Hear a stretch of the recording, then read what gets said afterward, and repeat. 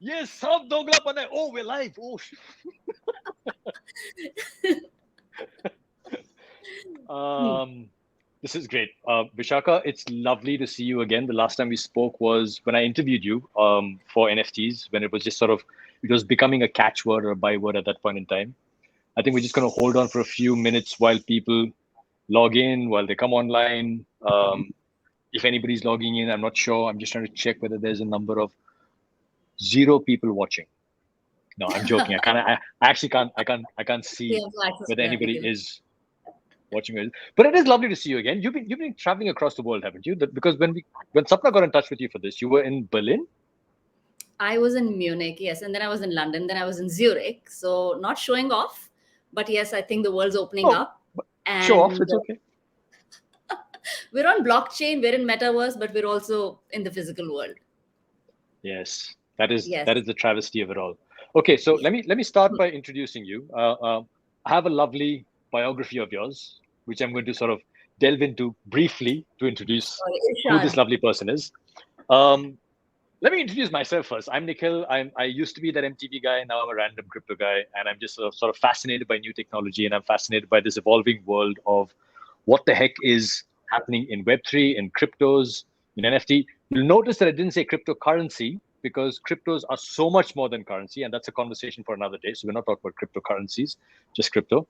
But Vishaka is a former Indian actress, and I actually take umbrage to that because how can you be a former Indian actress? Are you Absolutely. are That's you a for, are you a former Indian? Because you can't be a former actress. exactly. I totally agree with you. And that is a correction that the team needs to make.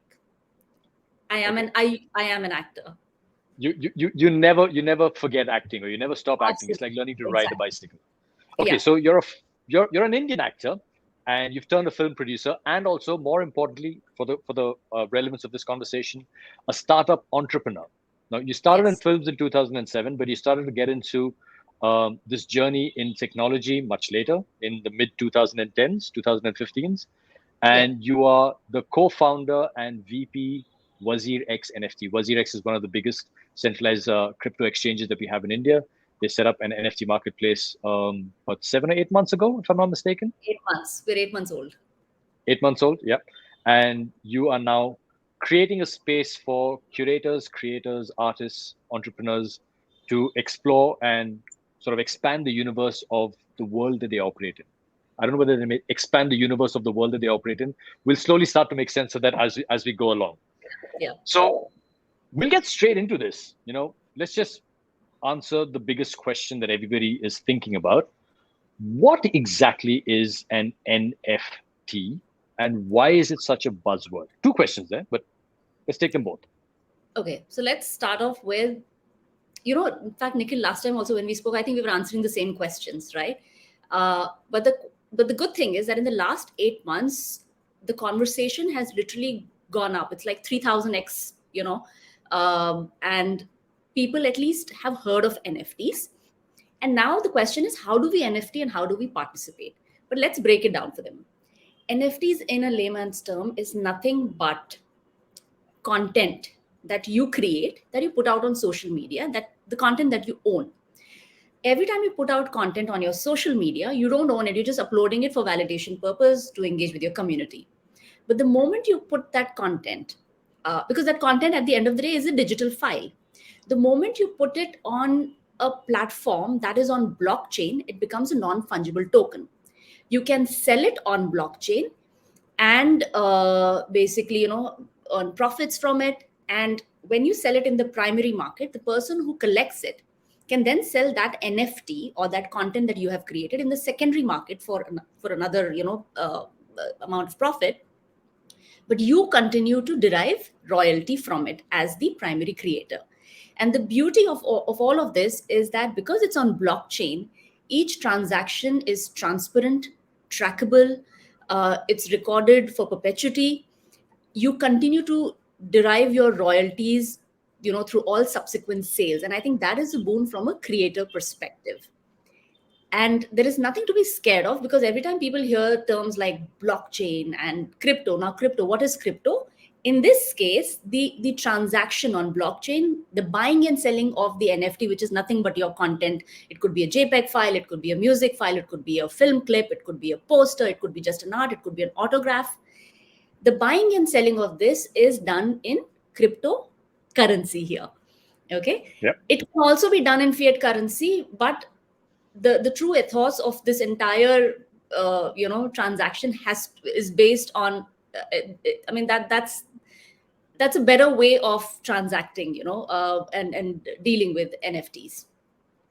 If somebody was to ask me the same question, and please correct me if I'm wrong, and they ask me what exactly is NFTs, at this point in time where we are in March 2022, I would probably say none of us are entirely sure as yet, because this is such a fast evolving platform and technology. Right. But the things you can do with NFTs, we haven't really touched it or scraped the tip of the iceberg. But some of the use cases of NFTs is what people are talking about all the time. There are silly little JPEGs, there are pieces of art, and these are being sold as non-fungible tokens. There's pieces of music that are being sold, and people are buying them. So the question is, number one, why are people buying them?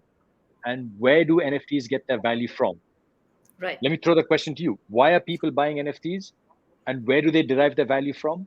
And then I'm going to transition into why NFTs are valuable for the film industry and for artists, music producers, movie producers, and that community, because I want to make it relevant to this panel. Sure. So, and before that, I think we should also answer a very basic question, which is, what is non-fungible token? Why is it even called non-fungible? Right? Very simple. Fungible is something that can be replicated.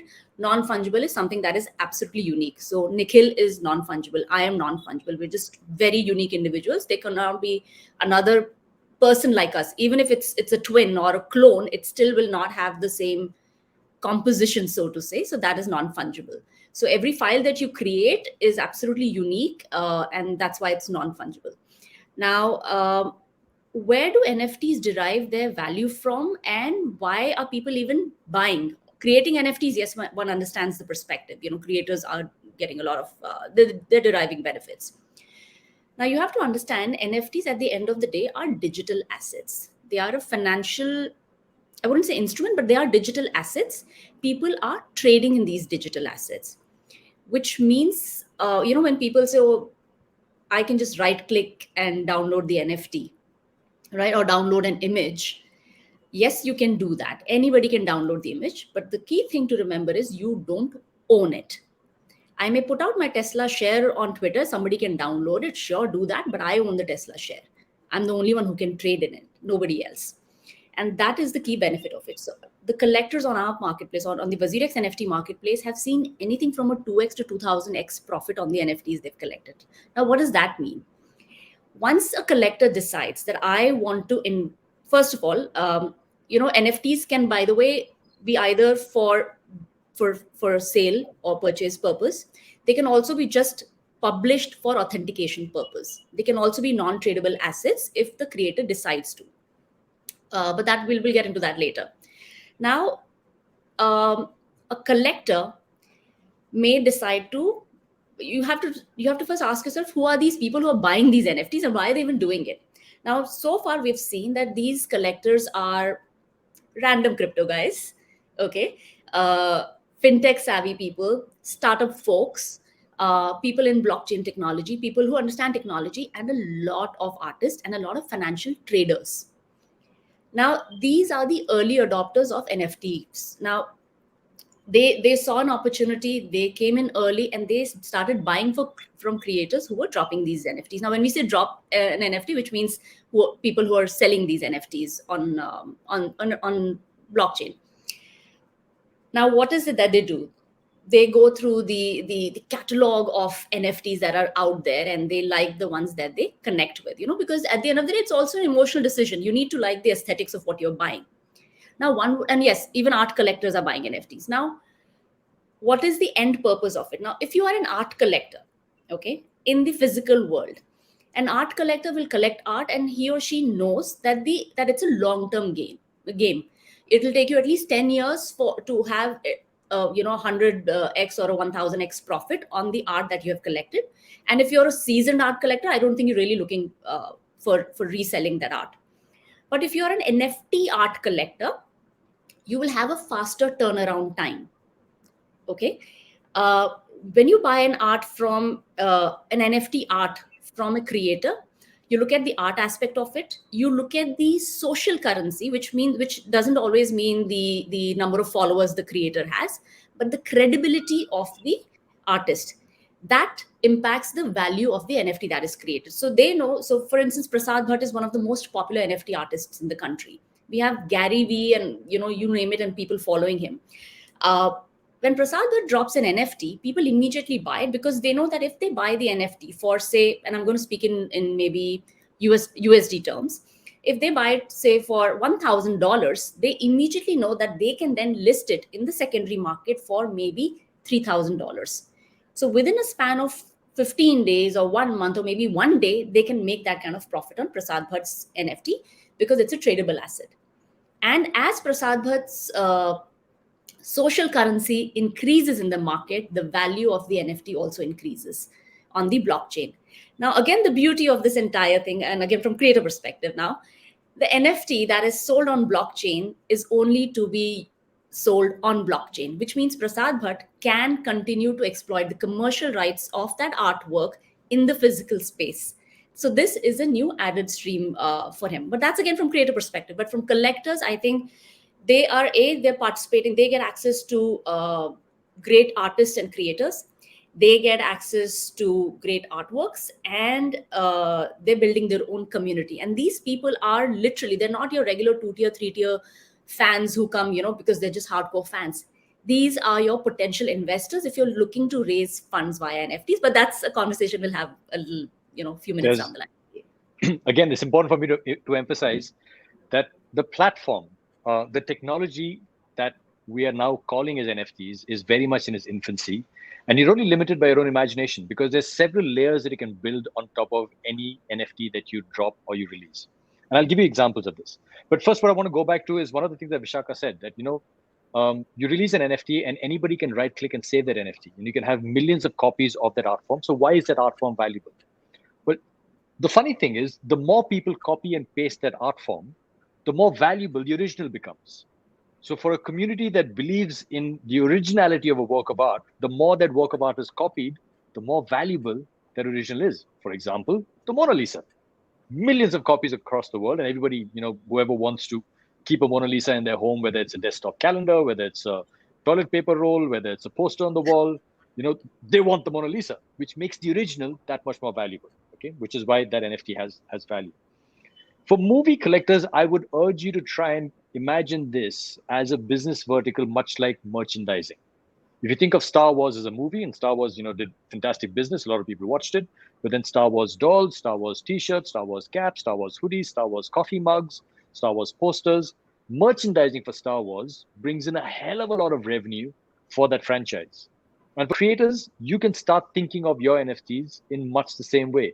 How do I take something from my film and then monetize it in a way that I haven't thought of before? And in order to do that, the one thing which I believe, and I could be wrong, is non-negotiable is having a community. Star Wars merchandise is valuable to the Star Wars community. They're not valuable to the Nike sneaker community. They're not valuable to the hip hop community. The original, the first hip hop record that put words into a song through an MC, that record has value to the hip hop community, has zero value to the Star Wars community, right?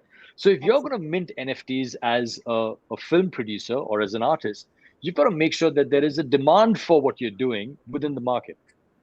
There is a community of people who follows what you do and the kind of art that you're making, whether it's in audio form, in visual form, in painting, in digital art, and that's where the value will come from. Now, if you're a very popular artist with 100 followers, let's assume, and you put out only one piece of art every year, but those 100 people absolutely love your art, then the value of that art will go up within that community of 100 people. It may not go up in the rest of the world, but those 100 people will be crazy for it. And that's pretty much what's happening in the NFT space. And what a lot of people do is and again, Vishaka, correct me if I'm wrong, when they launch a project, they'll start a Discord page. A Discord is a popular chat app or a messaging app. It's a discussion community sort of app that you can download and use on your phone. And when the Discord community members grow to a certain extent, then they'll talk about the NFTs in that space, and then the NFT releases, and then they'll talk about what those NFTs do to those Discord community members. And it kind of becomes like an echo chamber, but within that echo chamber, there's a lot of money being traded hands. Yes. Am I right so far? Absolutely right. Uh, because community is key here, and we've always known that. I remember when I became a film producer. Now I'm an independent film producer, and my friends actually joke, say, you to make garib films, but those are the films that touch what the audience is now warming up to. But when I became an independent film producer in 2017, I had a tough time engaging, finding that community. And all I had was a community that was from my acting days, who were there. And I remember back then I made a chat bot, which I deployed on my messenger to reach out to them. So I had about like 1 million followers, with just 10%, or where the social media platform was limiting my access to them by asking me to boost my posts. But on Messenger, I could have direct conversations with my loyal well-wishers, so to say, via my personalized chatbot. Now, if you're an independent filmmaker, you have to, basically figure out new devices of engaging with your community. And that is why I feel with NFTs now, this has become a new medium to engage with your community as well. So where do you build your community? You build your community on Discord, because that is where collectors come, and we literally have live auctions on our Discord channels. Twitter Spaces, the two platforms that have completely enabled a lot of NFT sales. So that's where, if anybody wants to get more information about NFTs, these are the two platforms where you should be. And you should be part of some important NFT communities on these social media channels. And there was another question you asked, Nikhil. I ask a lot of questions. So the question that I do want to ask is, we want to get into some interesting use case scenarios of NFTs, Yes. because I'm also conscious of the fact that we only have a finite amount of time to talk about something that is evolving as we speak. So I Right. want to try and get into the meat and potatoes as much as possible. Um, you know, I want to firstly, before we get into the different use cases of NFTs, we've spoken about how it's important to have community, and I think for the independent film community, I would say you either have to set up your NFT shop where that community already exists, and I don't know where that could be, whether it's in, and I'm talking about digital spaces, right? I'm not talking about physical spaces. So you've got to be present where other people are already present, and if you don't have one gathering spot for the film community, the independent film community, I would say, like how Vishaka suggested, use Twitter Spaces and use Discord to try and get the community in one place, so you can start to talk about what you're doing and get people to have conversations about your project. Once they start having conversations about your projects, then it's possible to say, hey, I'm doing an NFT around these two characters in my film, and these two characters are going to do something that is going to be very special and unique. And the people who love those characters will find value in this thing that these two people are doing, which I'm then going to release as an NFT. I'm, of course, talking completely ambiguously, because I want this to I want to try and create light bulb moments in the community's head. I mean, you've got to figure out how to use this amazing platform called NFTs in your projects, which is why I'm now going to segue into, Vishaka, can you give us some interesting use cases of how NFTs have been effectively deployed by different communities across the world? So again, what it depends on the creator's goal. You can drop just one NFT, you can drop 10 NFTs, you can drop 100 NFTs. Like for instance, we've launched the Nano NFT feature now, where a creator can drop 100 NFTs, etc. Then you have PFP projects where a creator or a group of people can drop 10,000 NFTs, and they have a roadmap in place. Now everything depends on your end goal. So you can follow the Bored Ape Yacht Club model, where you have 10,000 NFTs, and then you have a certain roadmap, and then you have brands coming in participating, you have actors coming in and buying those NFTs. That's been very successful. We've heard of CryptoKitties being very successful, but what's very exciting for me is when Reese Witherspoon comes and says, I'm going to buy from women NFT creators, and I am going to make movies out of these characters, these NFT characters. I think that is great, because with NFTs, what happens is, you mentioned characters. That means you can actually have IP. You can actually authenticate or publish or register your IP, or the character as an IP, on the blockchain, and then use this IP to for various purposes, on blockchain. Um, what else now?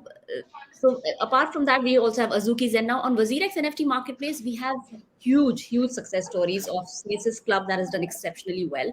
But what we are really looking forward to doing is getting a lot of participation from filmmakers. We've seen great art stories, success stories. We've seen music success stories, musicians who've dropped their albums, music festivals that have come and dropped their tickets as NFTs. Uh, Rappers who've come and dropped just their lyrics, etc., of their songs. We've had tours and travel agencies come and drop NFTs. So you've got art, you've got music, you've got fashion NFTs happening, you've got utility NFTs happening.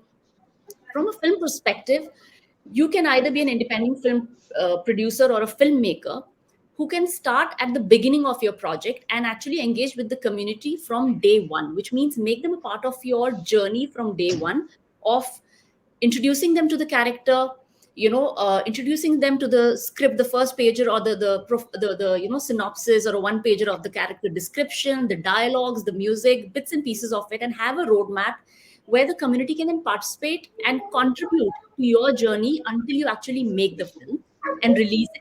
And then, of course, you can have drop these NFTs, or there are various ways to do it. I don't know how to crunch all of this information in a capsule.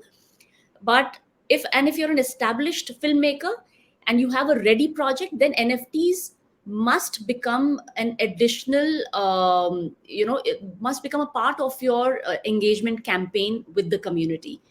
It's no longer okay, let's have an Instagram and a social and a Twitter and a Facebook, and meet and greet and radio visits, etc. No, you have to do something specific with the blockchain community as well. Okay, Vishaka, there's a question that's been asked over here, which I'd like to answer, and then I'll get into some interesting use cases in the music space about fractional royalties, which I'm fascinated about. Yeah. Someone's asked, what if I download other NFTs and sell? The buyer doesn't know I am the owner. Yes, it's a very easy one, but but so here's the thing: a seasoned NFT collector will do his or her due diligence. All right. So the beauty of blockchain is that everything is traceable. So most of the collectors on our platform go and they check the profiles, and at least on our platform, much as we didn't want to do it, we still do a bit of gatekeeping by onboarding only legit creators. But usually in such a case, such cases are usually reported by the community immediately, and such NFTs are pulled down, and they're delisted, so to say, from the platform. And there are various measures that we take. Nikhil, you want to add to that? Yeah, I mean, essentially every NFT transaction is logged into the blockchain, and you can't fudge that, right? So let's say that there's an NFT which is this T-shirt, and this is a work of art. I bought it from Vishaka, and then now I'm going to sell it to Sapna, and then Sapna is going to sell it to somebody called Vikram.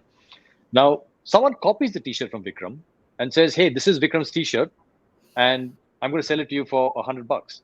But if you click on Vikram's T-shirt, you'll see that the history of that T-shirt is not the history that the original T-shirt has, because all those transactions from one person to the other are logged in. And also the original maker of the NFT will be on that list of transactions as well. So it's very, very easy to verify authenticity. In fact, that's one of the beautiful things about NFT, that the authenticity is very easy to verify, and you can't question it because it's on the blockchain. Why you can't question it? Because that's how the blockchain is designed. In order to change the blockchain, you need something called quantum computing, which is still many centuries in the future, as far as I'm concerned. So it's not easy to sort of change. Yeah, and even if sorry, go ahead. Sorry, no, I was going to get into use cases in the music space, but why don't you? Sure. So I was just quickly adding, like, what if what if one does go to, say, an Ethereum blockchain and downloads an NFT, puts it on the computer, and then uploads it on the BSC blockchain? Sure, anybody can do that, but the community is so close knit that these incidents do get reported, and that is the reason the NFT collectors always do their due diligence. So yeah, it's easily manageable. It's how can one make an indie mini? Okay, we'll get into this question. We'll get into this Yeah, question next. How can one make an indie film an NFT? I want to talk about something interesting that's happening in the music space, and I'll give you the example of it. It's called fractional royalties from yeah, NFTs. Now, imagine that I'm an artist and I'm a relatively well-known artist. Let's say I'm Prateek Kuhad, and I say that I release 50 NFTs, which are the Prateek Kuhad NFTs. And if you buy that NFT, not only do you get a lovely picture of me, an autograph, maybe a mug with my face on it. You can add whatever you want onto that. You can also build in layers which says that from now on till the time I make music, you will own a fractional royalty of every song that I make. So if you believe in Prateek Kuhad as an artist and say, hey, you know what, this could be really valuable. I could make tens of thousands of dollars on this. Then you buy that NFT because you believe there's value in that. Another way to imagine it is, imagine if the Beatles catalog, whoever owns the Beatles catalog, chooses to say, I'll hang on to 51% of that catalog, and 49% I will turn into a million NFTs. So every time music from the Beatles catalog makes money, I will make 51% of that money as the owner of that catalog because I don't want to relinquish um, my rights over it or the ownership of it. But people who buy into that catalog will get a distributed amount of 49% of that earning. So that's another way to design NFTs, which is why I keep saying that you're only limited by your own imagination. You've got to figure out what is it that I have that I can turn into an NFT that is valuable to that community. If you could buy a piece of Hey Jude, I think a lot of people would be interested in buying something like that, yeah, regardless of the fact that you could earn money from it. Just to say, hey, I own a piece of Hey Jude, the actual song. I own a piece of that. I own a tiny little, but it's valuable for a Beatles fan. It's valuable. absolutely, Right? absolutely. So, from an indie film point of view, it's a question that firstly you have to ask yourself, what is it that I can do that is a part of my film or my creative process or my script or my screenplay or my outtakes or the movie itself that I can turn into an NFT and that people who watch my films would be interested in. But Vishaka, since you're a filmmaker as well, can you kind of embellish that answer a little better and say how would you take an indie film and turn it into an NFT? Sure. Now, nobody has done this so far. There are, I think there is a use case happening in UAE. I don't know the name of the project, but it is something to do with camels and sand. Just Google it, you'll find it. It's an animation film that's being made, and they have an entire roadmap in place. But if you're an indie film maker, creativity is key. What can be your NFT? Your characters. Now, because you're a filmmaker, remember the aesthetics are also important. So your characters, the even your script broken down by scene, scene by scene, can be put out there as an NFT. Sure, it's out there, but the good thing is that you've already registered it, so it's safe to put it out there. Your team, your collectors can actually own a scene each. They can own a character each. Later on, you can have a mix and match of characters like the Board Ape Yacht Club there. That could be very interesting.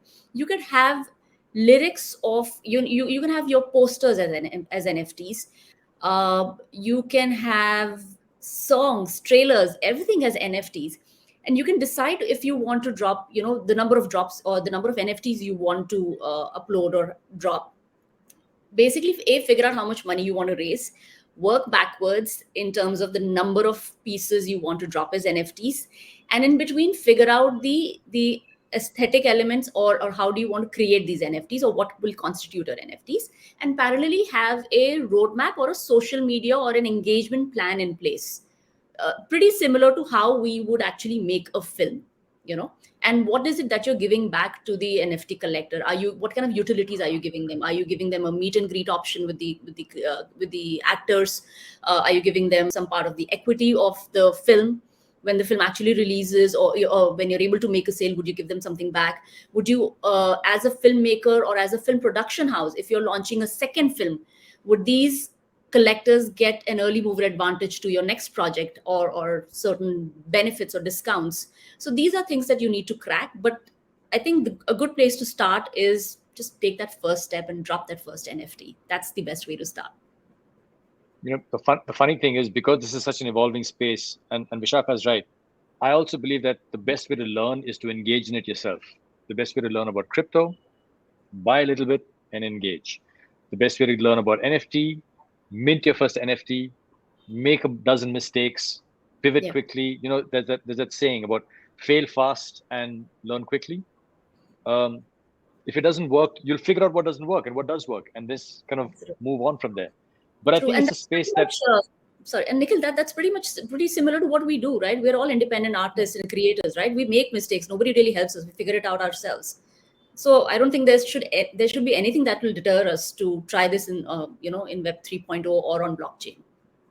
so talking about the layers that you can build into NFTs. I mean, for example, in the music festival space, I could do 20 NFTs for my music festival. People who own that NFT would, for example, be able to watch the after movie a day before anybody else gets to watch the after movie.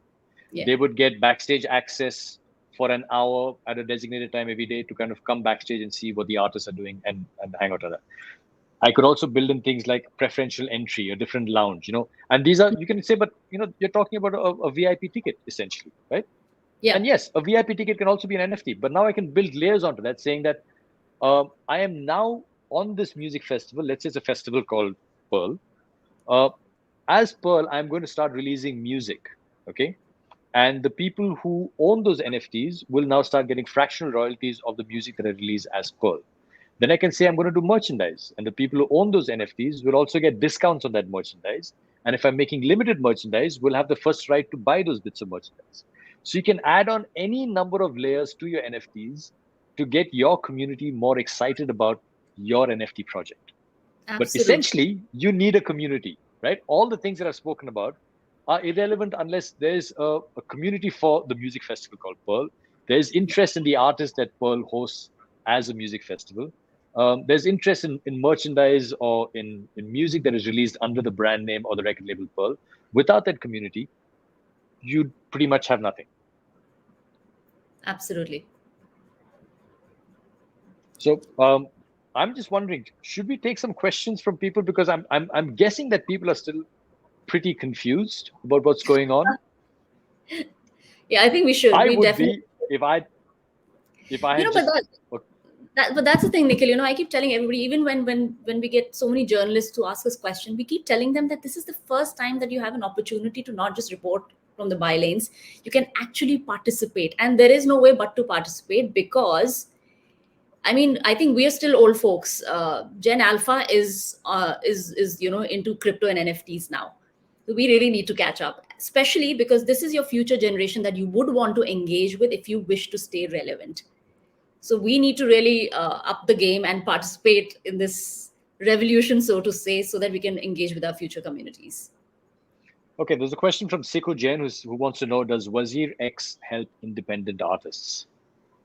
So yes, we have a lot of knowledge repository. Most of the independent artists, they come and check out our knowledge repository, and they engage within the community. And what we have seen is that until last year, two interesting trends that emerged was that the early innovators and adopters, especially from artist perspectives, they ended up becoming NFT collectors over a period of time. So once they had made enough profits and generated enough incomes, they started investing in newer artists. Now these artists are beginning to educate newer artists and onboarding them from tier 2 and tier 3 cities. So yes, WazirX does help in the sense, once you join the community, the WazirX NFT community will be there to guide you. If you join our Discord channel, etc., you'll get all the information there, and you'll get people helping you there. I'd be interested to know, as someone who's watching both sides. One is you, Vishaka, talking about NFTs, and also the invisible audience, which are the independent filmmakers. As an independent filmmaker, if you're curious about NFTs, what exactly do you want to know? Do you want to know, how can I make money off it? How do I make an NFT? How do I build a community? Like, what are the things that you would like to know about the NFT space that Vishaka and I can help answer you? All of the above is, yeah. How do I make money? Okay. Hypothetically speaking, if you're a well-known filmmaker, you can raise funds by putting an NFT out. If a guy called Nikhil Chinappa has made 10 great independent films and he's going to make his 11th one, and the past 10 that he's made are great, he can say, hey, I have this idea for a project. and I'm going to sell 20 NFTs to this project. Each person who buys into this NFT will buy it for, let's say, the price of $10,000, and through that, I'm going to raise, $200,000, and I'm going to make my film with it. But in return, I will give you access to the script,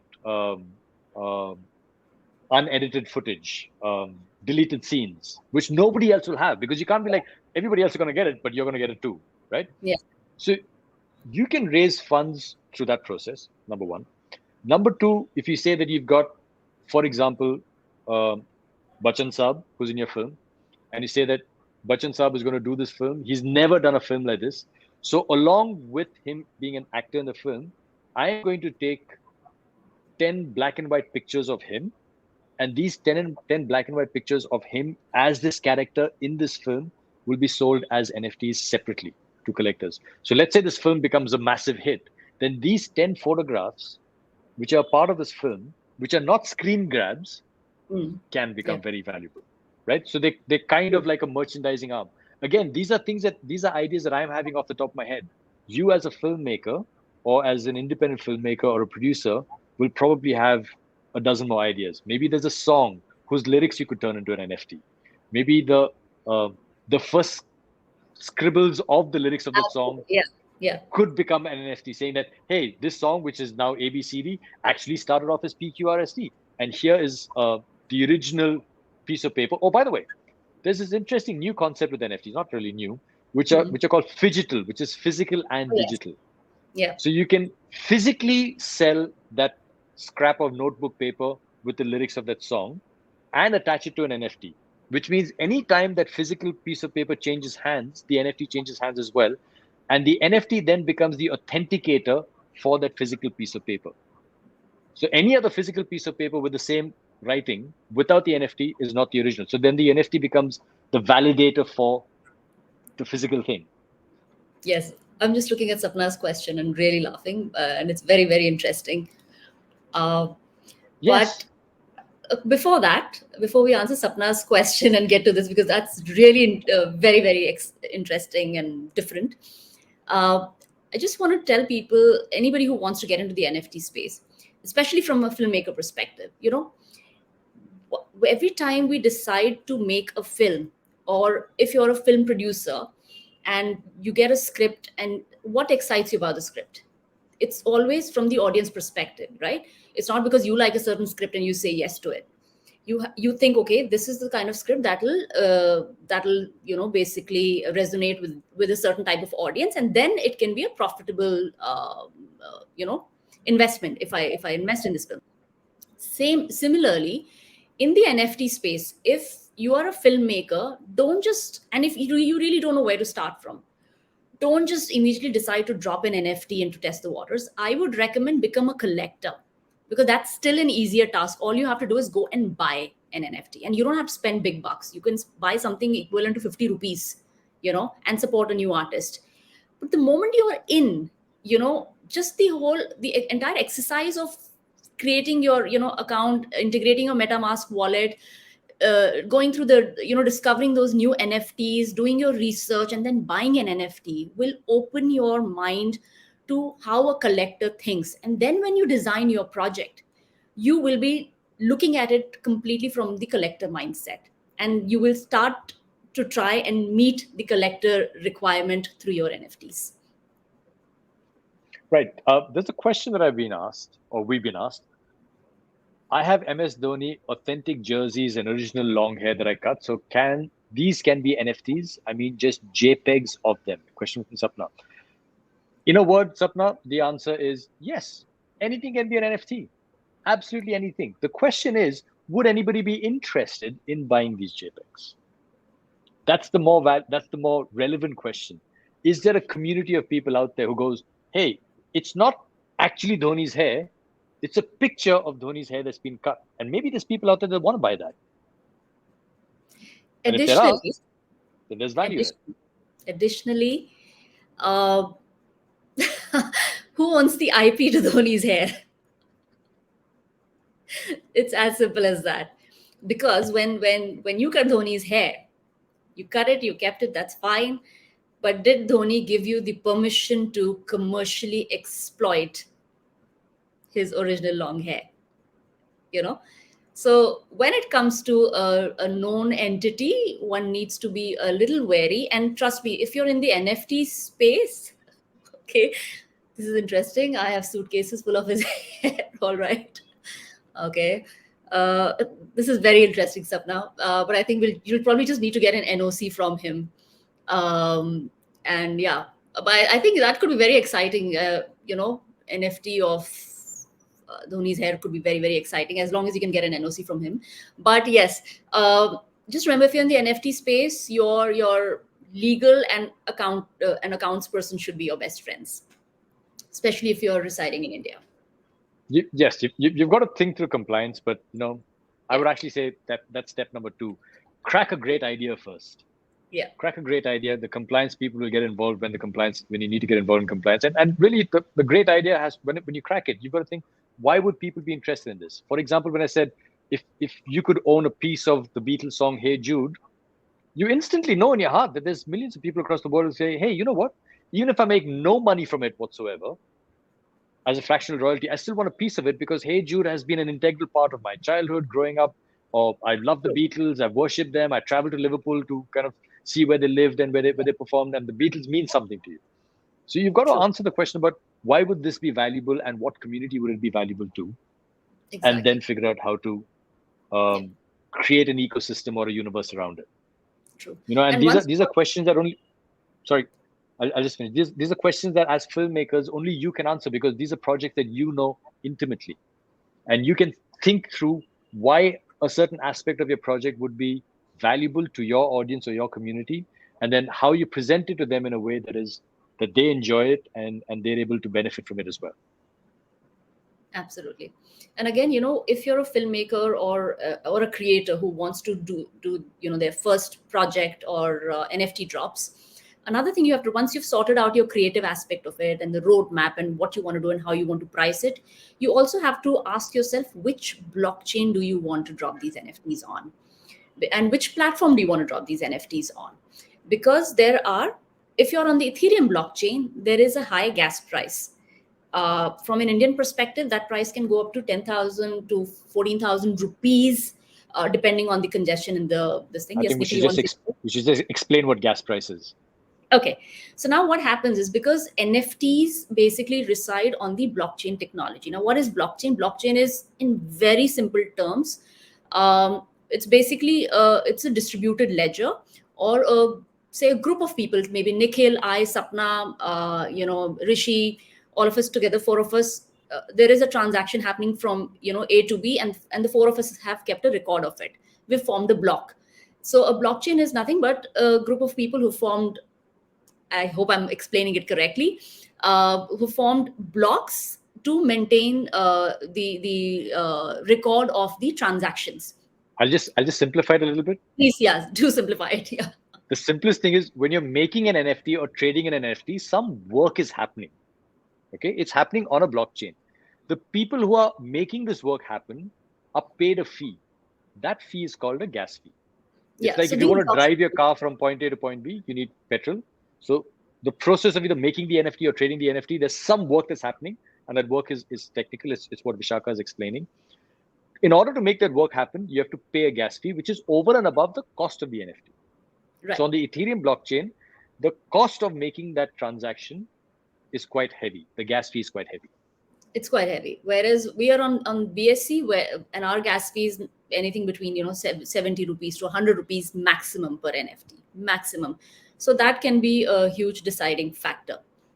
Of course, now there are platforms who come and offer independent producers upfront commercial value for the IP that they've generated. So the question for an independent filmmaker to ask is, does this platform have a secondary market? Right now, as a filmmaker, you'll think, okay, this is I'm immediately making a sale, I'm getting some revenue, okay, let me quickly make this happen. But you have to remember that if you're giving it to a platform that doesn't have a secondary market, then the collectors who have bought that NFT will not really find much value, because how are the collectors going to benefit? The entire basis of blockchain is that everybody wins. The creator continues to win across the chain. The collector continues to derive profits across the chain. And if there is a platform that doesn't have a secondary market, then there won't be any trading happening in the secondary market for that NFT, and the value of the NFT will eventually go down, and it'll be nothing but a collectible that's been bought. Let's take this just connect this to the Hey Jude Beatles track example again. Yeah. Let's say there's a million NFTs of the Hey Jude track, and you buy one of them because you don't want to trade it. You're a Beatles fan, but let's say somewhere down the line you want to buy something nice for somebody else and you need some money. If you can't sell that, which at that point in time hopefully would have appreciated in value because there were only a million made, and now there's 5 million people who want that song, so the value went from, let's say, $10 to $20 and $50. If you can't sell it in the secondary market for $50, then there's very little value in that NFT. Then you're just being a collector. So in my opinion, right now, the people who are in the NFT space, who are transacting in the NFT space, are either collectors who feel an affinity to a project or to an artist and they want to own a piece of their art, or they're people who I call speculators who want to buy something for 10 rupees and sell it for 20 rupees. So you've got both of these, which is why the secondary market becomes important, because then the speculators can get involved and not just the collectors. And even collectors at some point in time will collect and saying, hey, at some point in time, I may want to sell this. I may find something else that I love more. So I may want to sell 3 of my NFTs to buy that one. So having a secondary market becomes very, very important. Absolutely. Can we convert the working stills and making videos of a film or an ad shoot to NFT? In my opinion, the simple answer is yes, but NOC. Am I right, Vishaka? Yes, absolutely. Who owns the IP of it?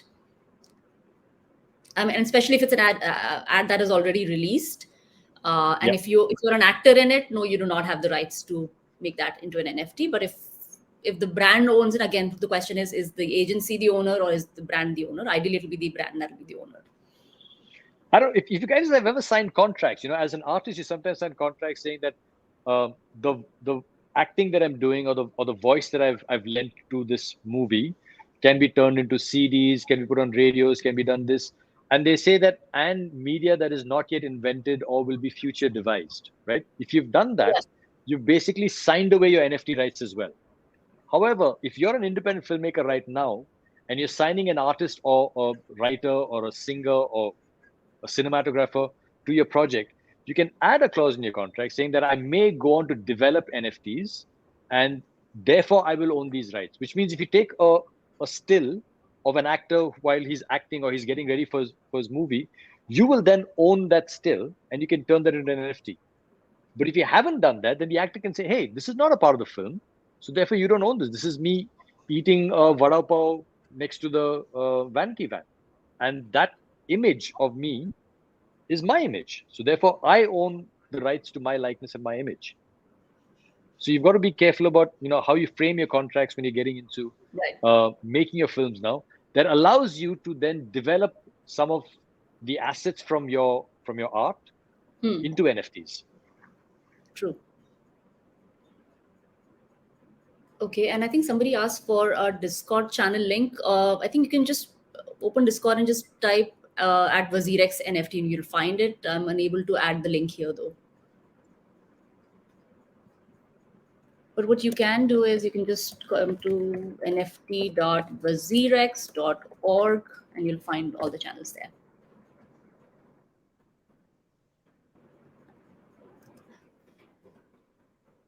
Can tattoos be NFTs?